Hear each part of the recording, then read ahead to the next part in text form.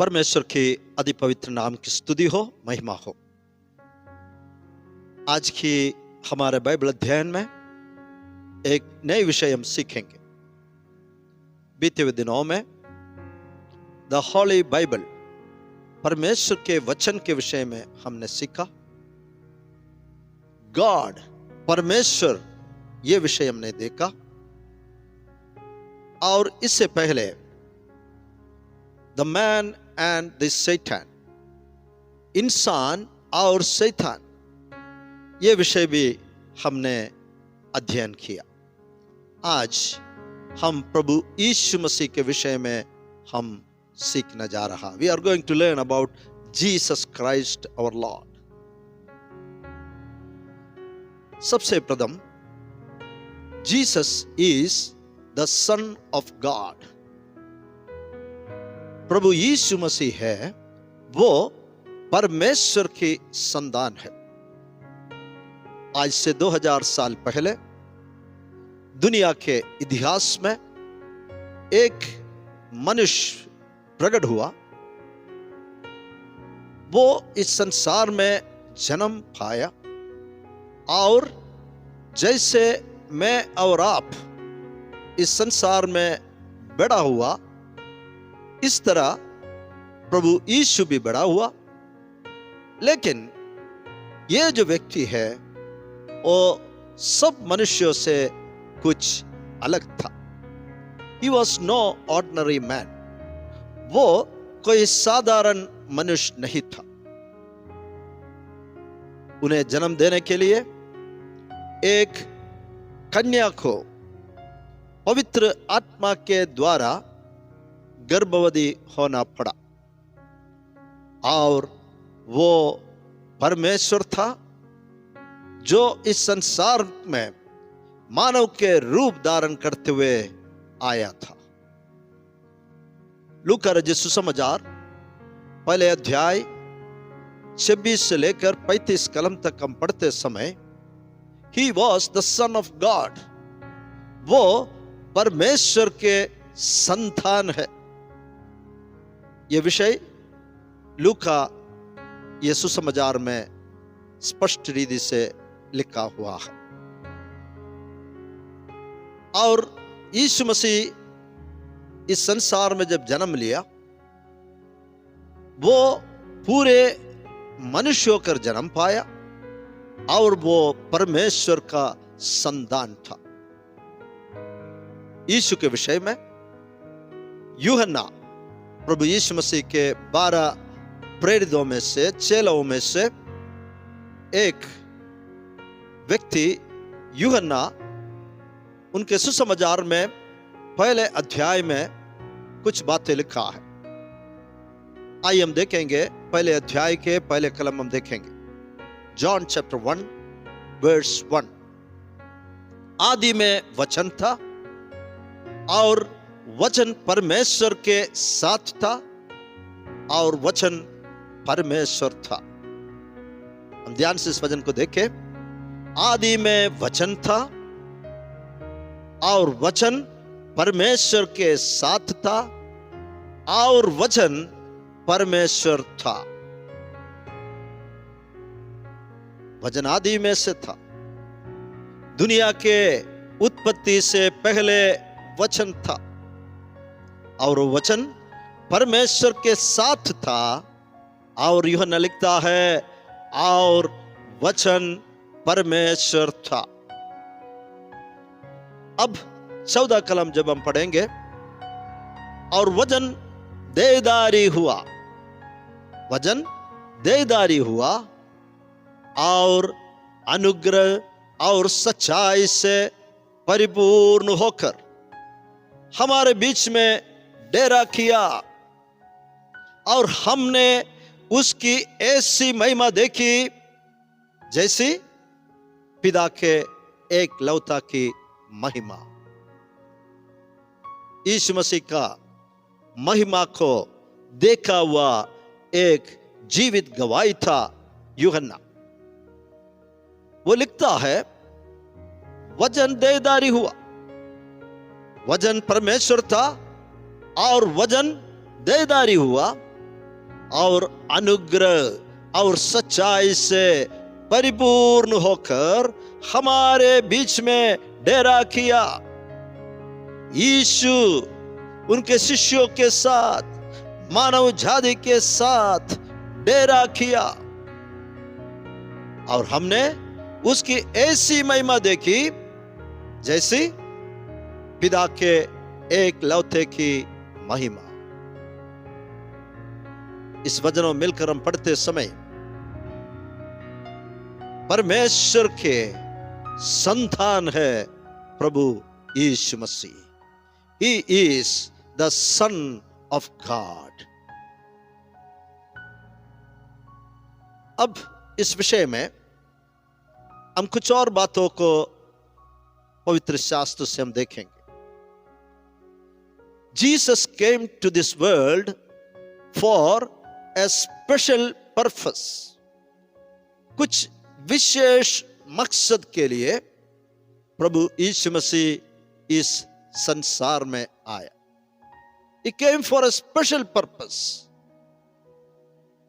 और ये विशेष मकसद क्या था? परमेश्वर के वचन के आधार पर हम देखेंगे। नंबर 1, यीशु इस संसार में आने का मकसद लूक रचित सुसमाचार 19 अध्याय 10 कलम में लिखा है, to rescue mankind from Satan's power. शैतान के सामर्थ्य से मानव जाति को छुड़ाने के लिए यीशु आया। देखेंगे उस वचन को, लूक 19:10। क्योंकि मनुष्य का पुत्र खोए हुओं को ढूंढने और उनका उद्धार करने आया है। ये वचन प्रभु यीशु मसीह स्वयं कहा हुआ वचन है। मनुष्य के पुत्र, जैसे मैंने शुरुआत में आपको याद दिलाया, यीशु मसीह जब इस संसार में आया वो मनुष्य का पुत्र था और वो परमेश्वर का पुत्र था। मनुष्य के पुत्र खोए हुओं को ढूंढने, जो लोग परमेश्वर से खोए हुए थे, परमेश्वर के प्रेम से, उनके महिमा से, उनके अनुग्रह से दूर चले गए हुए लोग।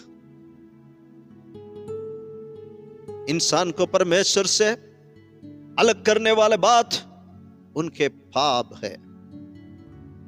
पाप के कारण परमेश्वर से खोए हुए लोगों को, मुझे और आपको ढूंढने के लिए और उनका उद्धार करने यीशु आया है। न केवल ढूंढने और उनका उद्धार करने आया। लूका रचित सुसमाचार में 15 अध्याय में जब प्रभु यीशु मसीह ने खोए हुए भेड़ के विषय में बताया, तब वो खोए हुए भेड़ को वो ढूंढने जाता है। अच्छा चरवाहा खोए हुए भेड़ को ढूंढने जाते हैं और जब उसे मिलते हैं, उसे उठाकर अपने कांधों पर रखकर अपने घर लौटते हैं और अपने साथियों का, मित्रों के और प्रियजनों के साथ मिलकर खुशी और आनंद मनाते हैं। यीशु आया हमें ढूंढने और हमें उद्धार करने। यीशु आया, पाप में खोए हुए थे, लेकिन मेरे और आपके उद्धार के लिए प्रभु यीशु इस संसार में आया और मुझे और आपको उद्धार देने के लिए प्रभु यीशु ने एक भारी कीमत चुकाई। वो कालवरी के क्रूस के ऊपर अपने जान देकर मुझे और आपको उद्धार दिया है। खोए हुए को ढूंढने के लिए कई लोग आते हैं, लेकिन उनमें हमें उद्धार करने का सक्षम नहीं है। यीशु परमेश्वर के संतान है, वो हमें ढूंढते हुए आया और हमें उद्धार करने आया। प्रभु यीशु मसीह शैतान के गुलामी से, शैतान के सामर्थ्य से सारे मानव जाति को बचाने के लिए वो इस संसार में आए। आगे बढ़ते हुए हम देखेंगे नंबर 2, यीशु क्यों आया? To give his life as a ransom to buy us back. हमें फिर से खरीदने के लिए, हमारे लिए जो चुनौती का रकम चुकाने के लिए, यीशु का जीवन मेरे और आपके चुनौती के लिए देने के लिए प्रभु यीशु आया। आइए हम देखेंगे मैथ्यू चैप्टर 20 वर्स 28। 28 कलम इस प्रकार है, मत्ती का सुसमाचार 20 अध्याय में, जैसे कि मनुष्य का पुत्र वह इसलिए नहीं आया कि उसकी सेवा टहल किया जाए, परंतु इसलिए आया कि आप सेवा टहल करें और बहुतों की चुनौती के लिए अपने प्राण दे। इस वचन को हम ध्यान से देखेंगे। यीशु क्यों नहीं आया?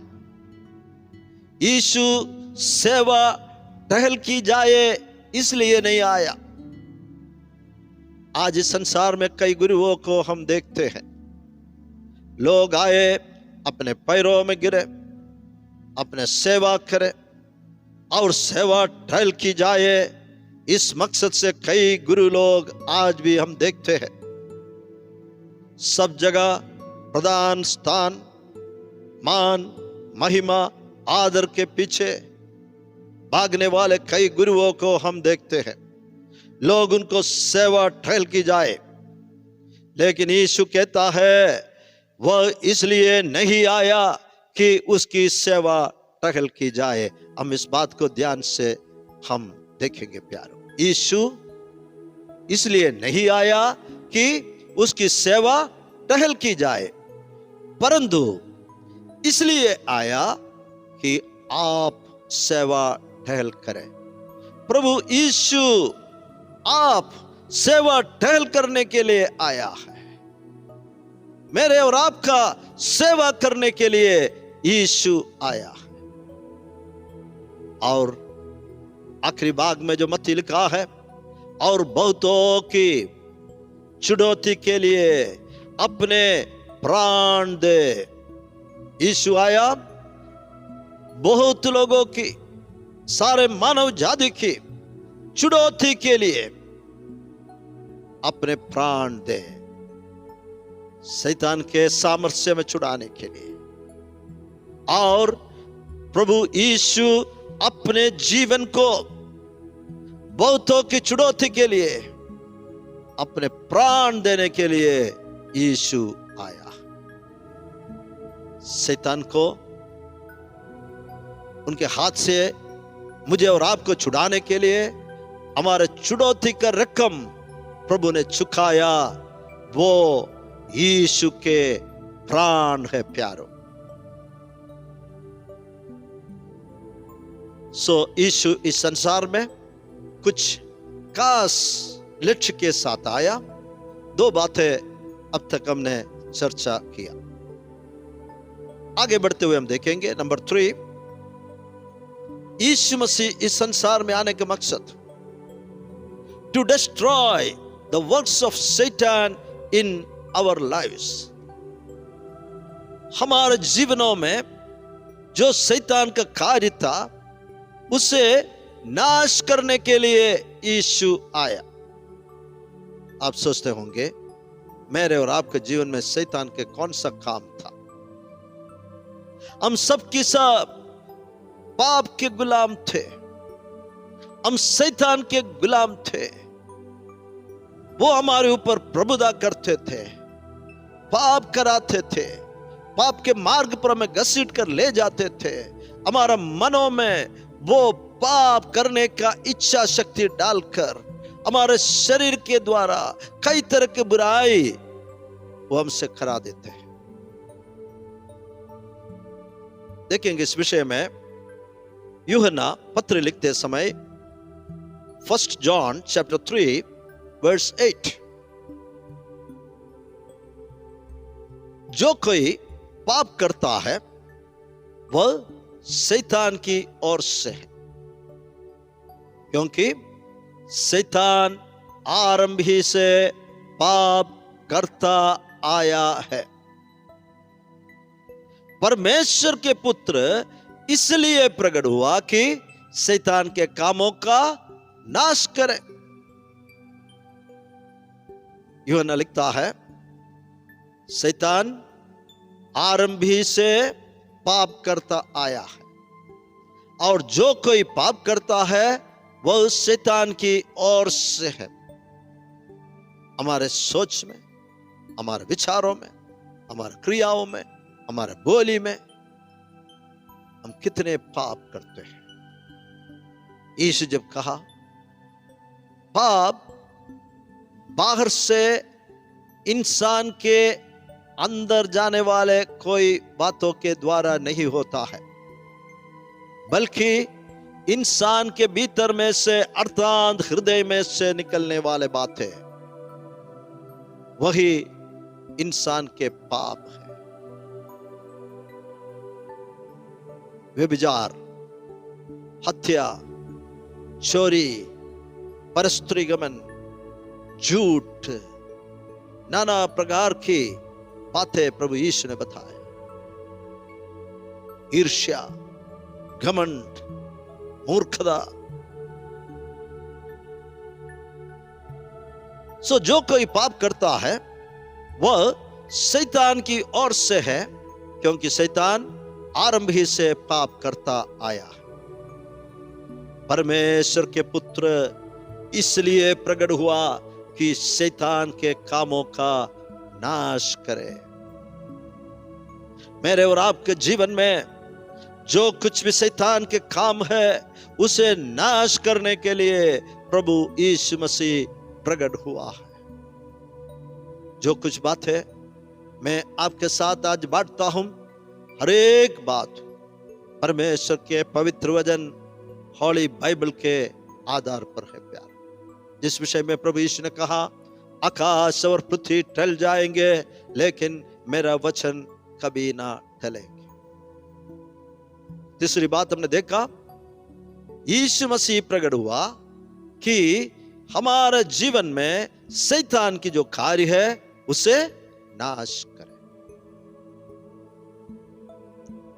नंबर 4, यीशु आया to give us eternal life. हमें एक अनंत जीवन देने के लिए यीशु मसीह आया। अनंत जीवन क्या है? हम सब जानते हैं, पवित्र शास्त्र कहता है हमें एक जीवन दिया है। एक बार हम जन्म पाते हैं, एक जीवन प्रभु हमें दिया है, और उसके बाद हमें मृत्यु भी है। मृत्यु के बाद खत्म नहीं हो रहा है प्यारो। हमें जीवित परमेश्वर का एक न्याय की आसन है, उस आसन के सामने खड़े होकर इस शरीर में रहकर हमने जो कुछ भी किया है हर एक बात की लेखा देना पड़ेगा। इस शारीरिक जीवन के बाद भी हमें एक जीवन है, क्योंकि हमारे अंदर जो आत्मा है वो आत्मा शारीरिक मृत्यु के साथ खत्म नहीं हो रहा है, वो हमसे अलग होता है। वो जीवन, वो विषय एक अद्भुत विषय है प्यार। हमारी आत्मा इस जीवन के बाद कहां जाएंगे हमारे इस जीवन के आधार पर होंगे। इस जीवन में हम रहकर हम एकमात्र सच्चा परमेश्वर और उन्होंने भेजा हुआ उनका एकलौता पुत्र प्रभु यीशु मसीह को यदि हम ग्रहण करें तो हमारे अनंत जीवन है। हम परमेश्वर के साथ स्वर्ग में हम अनंत जीवन बिताएंगे। बाकी लोग शैतान और उनका सेना के लिए तैयार किया हुआ नरक के कुंड में रहेंगे। इस विषय में यूहन्ना अपने पत्री में 5 अध्याय 11-12 कलम में क्या लिखा है हम देखेंगे। और वह गवाही यह है कि परमेश्वर ने हमें अनंत जीवन दिया है। परमेश्वर ने हमें क्या दिया है? हमें अनंत जीवन दिया है। और यह जीवन उसके पुत्र में है।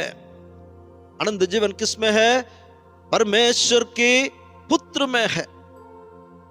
जिसके पास पुत्र है उसके पास जीवन है, और जिसके पास परमेश्वर के पुत्र नहीं उसके पास जीवन भी नहीं है।